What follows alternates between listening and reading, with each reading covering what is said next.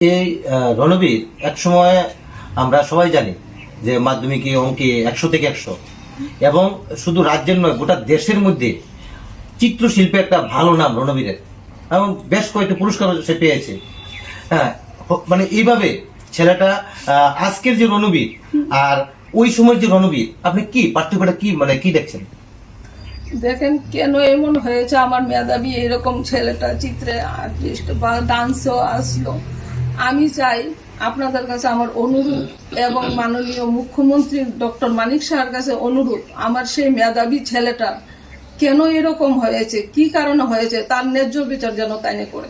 মানে কি কারণ হয়েছে আপনার কি মনে হয়? কি মনে হয় আমি এখন কিছু বলতে পারছি না।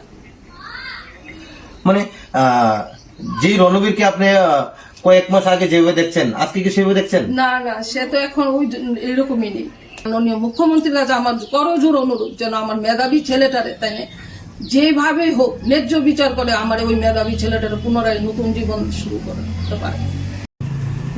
আপনি তো রণবীরের মা হন, রণবীরের বর্তমানে বয়স কত চলে?